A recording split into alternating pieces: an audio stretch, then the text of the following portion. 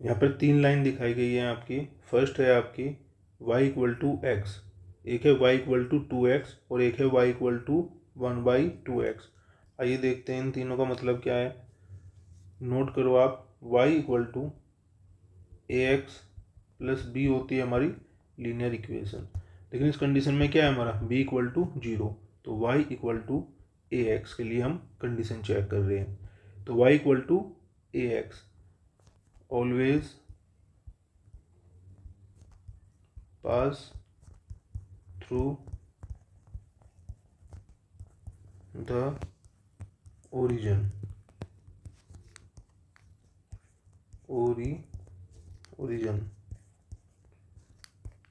पास through origin 0 और 0। First condition, अगर y equal to x हुआ, जैसे आपकी रेड वाली लाइन में y इक्वल टू एक्स है, इस कंडीशन में a इक्वल टू 1 हो जाएगा आपका। इस कंडीशन में दोनों एक्सिस से हमारी इक्वल इंक्लाइन होगी, x एक्सिस से भी और y एक्सिस से। तो हम लिख सकते हैं equally incline to both axis. Second condition हमारी, अगर a हमारा बड़ा हुआ 1 से, जैसे इसमें ब्लैक वाली लाइन है आपकी ये वाली, a किससे बड़ा आपका 1 से, तो ये जो लाइन होगी आपकी ज़्यादा आपकी क्या होगी, ये स्टीप होगी। स्टीप का मतलब है खड़ी हुई है ज़्यादा लाइन, खड़ी मतलब एक्स एक्सिस से अगर देखो तो ये ज़्यादा दूर है और y के नज़दीक ज़्यादा है। मान लेते हैं यहाँ पे कोई भी चीज़ अगर रखता हूँ तो वो लुढ़कती हुई जल्दी आएगी एज कंपेयर इसके, तो इसकी जो स्लोप होगा वो ज़्यादा होगा। स्लोप का सिंपल मीनिंग रखो, कोई चीज़ अगर यहाँ रखता हूँ तो कितनी जल्दी लुढ़क रही है वो यहाँ पे, तो यहाँ पे जल्दी लुढ़केगी और यहाँ से बिल्कुल नहीं लुढ़केगी, धीरे धीरे आएगी। तो इसका स्लोप सबसे ज़्यादा है किसका, y इक्वल टू 2x का। तो कहने का मतलब ये है जैसे जैसे जो हमारी a की वैल्यू है वो 1 और उससे ज़्यादा होगी तो हमारा स्लोप क्या हो जाएगा, स्टीपर हो जाएगा। तो ऐसे ही यहाँ पे दिख रहा है कि जो वैल्यू है y की वो 1 से बहुत कम है, 0.5 हो जा रही, तो स्लोप जो है हमारा वो लेस स्टीप होगा। तो लिख सकते हैं हम a अगर ग्रेटर देन 1 है तब the line is more steep than y equal to x line से। थर्ड केस जो कि आपकी ये ब्लू वाली लाइन है y इक्वल टू एक्स, यानी कि जो a है आपका वो 0.5 हो गया इस कंडीशन में। जैसे ही a हमारा छोटा होगा 1 से, the line is less steep than y equal to x line. ये आपका थर्ड केस हो गया। तो हम कह सकते हैं जो a है हमारा वो किसको रेफर कर रहा है, हमारे स्लोप को। जैसे जैसे a की वैल्यू चेंज हो रही है हमारा स्लोप भी चेंज हो रहा है, यानी कि अगर a की वैल्यू कम है यानी कि यहाँ पे 0.5 है तो स्लोप ये है हमारा। अगर a की वैल्यू इक्वल हो गई किसके, y की, तो स्लोप यहाँ तक है ये y वाला। अगर a की वैल्यू ज़्यादा हो गई किस से, 1 से, तो स्लोप बना इसका ये, यानी कि लाइन बनी हमारी ये। वैल्यू कितनी है यहाँ पर 2, तो इस तरह लिख सकते हैं हम a is referred to as the slope of the line y equal to a x. Fourth point इसी का, ये जो ग्राफ हैं सारे के सारे आपको किसको दिखा रहे हैं, पॉजिटिव स्लोप को।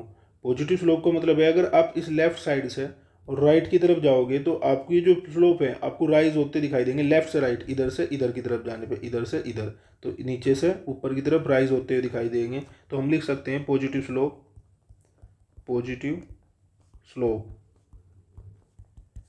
Line rises upward from left to right। तो ये कुछ कंडीशन थी इसकी। तो हमारा पॉजिटिव स्लोप कुछ किस तरह से दिखाई देगा, नीचे से ऊपर की तरफ। y equal to, next point है इसके, अगर माइनस में हुआ तो ये तीन ग्राफ दिखा रखे हैं इसने बना के।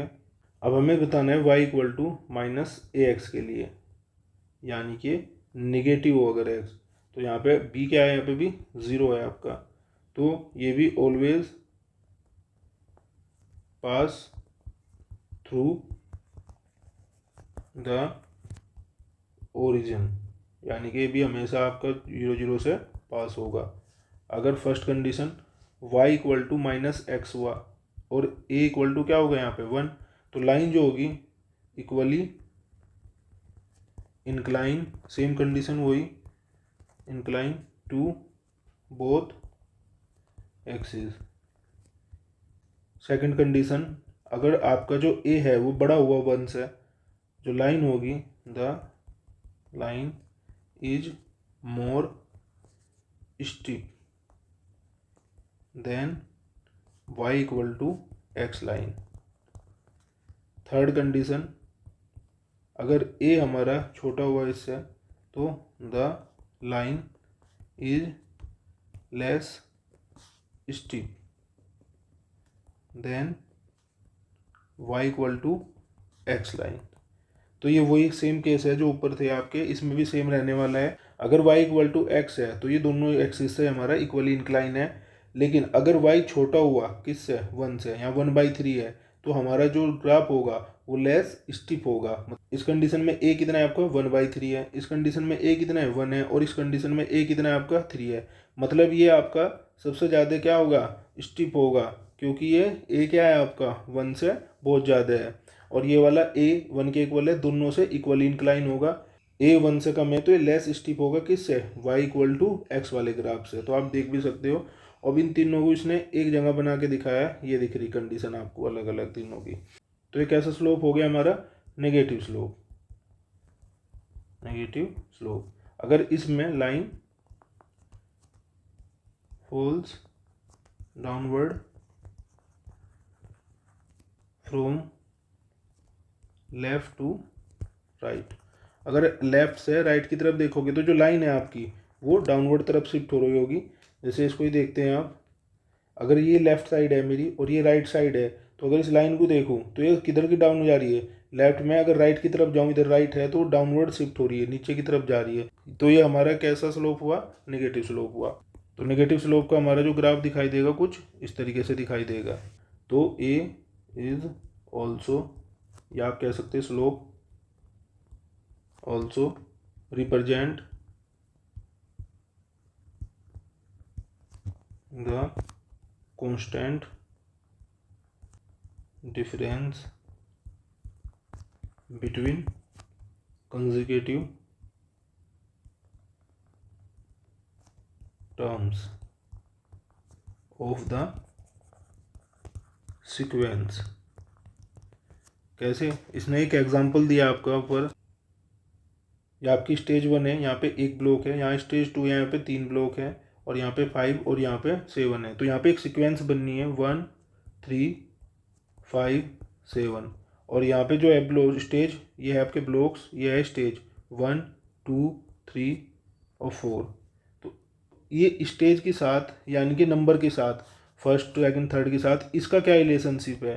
तो अगर इसका रिलेशनशिप देखना हो आपको तो ये क्या हो रहा है, जस्ट इसका डबल है, 2 × 2 = 4, और उसमें से एक कम हो रखा है यानी कि -1। इसका डबल 6 -1 5, इसका डबल कितना हो जाएगा 8 -1। इसको x मान लो और इसको y मान लो, तो मैं लिख सकता हूँ y = 2 × उसका डबल x का यानी कि, उसमें से -1 कर दो। तो ये हमारी एक रिलेशनशिप बनी यहाँ पे। तो ये जो 2 है, ये 2 क्या है आपका, इनका डिफरेंस भी है, यहाँ भी 2 का डिफरेंस, यहाँ भी 2 का डिफरेंस। तो यही समझा रहा हमको, जो ए है is also represent the constant difference between the consecutive term of the sequence. जो सीक्वेंस बनी इनका जो कंजिक्यूटिव डिफरेंस है उसी को क्या रिप्रेजेंट कर रहा है आपका, ए रिप्रेजेंट कर रहा है। अब बात करते हैं बी की, y = ax + b। अगर आपका a फिक्स है, a क्या आपका फिक्स है, तब a b को चेंज करने पे आपके स्लोप पे क्या फ़र्क पड़ेगा। जो a आपका तीनों कंडीशन में 2, ये भी 2, ये भी 2 यानी कि फिक्स है, और जो b है वो पहले कंडीशन 5 + 1 -1 वो चेंज हो रहा है। अगर a को फिक्स रखते हैं और b को चेंज करते हैं तो जो ग्राफ है वो पैरेलली शिफ्ट हो जाता है। मान लेते हैं हमारी ये लाइन मेन थी, इसके पैरेलली शिफ्ट हो जाएगा, या तो इधर या इधर शिफ्ट हो रहा होगा। तो वो पैरेलली शिफ्ट होता है यानी कि जो उसका स्लोप है वो सेम रहेगा, लेकिन क्या चेंज आ जाएगा उसके अंदर, उसका y इंटरसेप्ट चेंज हो जाएगा। मतलब वो y को कहाँ पर कट कर रहा है, ये y को यहाँ पर कट कर रहा है, ये y को यहाँ पर, ये y को यहाँ पर। b क्या दिखाता है, y इंटरसेप्ट को। तो b किसको दिखाता है आपके, y इंटरसेप्ट को। तो यहाँ पे कुछ बातें लिखी गई है, नोट करने की है। a है हमारा स्लोप, तो b किसको दिखाता है, y इंटरसेप्ट को, कि y पे कहाँ कट करेगा आपका लाइन। एक पहली कंडीशन इसमें ये है कि अगर A equal to represent the slope then the B represent the intercept, तो पहली कंडीशन ये बताई गई। दूसरा we change the value A, अगर हम ए की वैल्यू को चेंज कर दें और बी की वैल्यू को हम क्या कर दें, फिक्स कर दें। अब की बार किसको चेंज कर रहा है, ए की वैल्यू को। जो स्लोप होगा वो लाइन का, वह इंटरसेप्ट यानी कि फिक्स हो गया। इसमें ए को चेंज कर रहे हैं और बी को फिक्स कर रहे हैं, तो कुछ ऐसी कंडीशन दिखाई देगी हमको। जो ग्राफ होगा हमारा वो स्लोप इस तरीके से चेंज होता दिखाई देगा, ऐसे कुछ।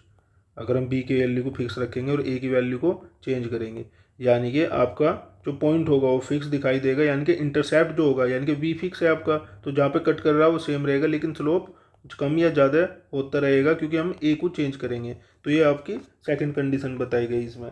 अब आगे बता रहा है आपका, if the change the value b keeping the value a fix, अगर ए की वैल्यू को फिक्स कर दें और बी की वैल्यू चेंज कर दें, line shift but remain parallel to the original line. यानी कि ये जो कंडीशन दिखाई गई थी आपकी, ये वाली जो कंडीशन थी, ये वही कंडीशन शो की गई है आपकी।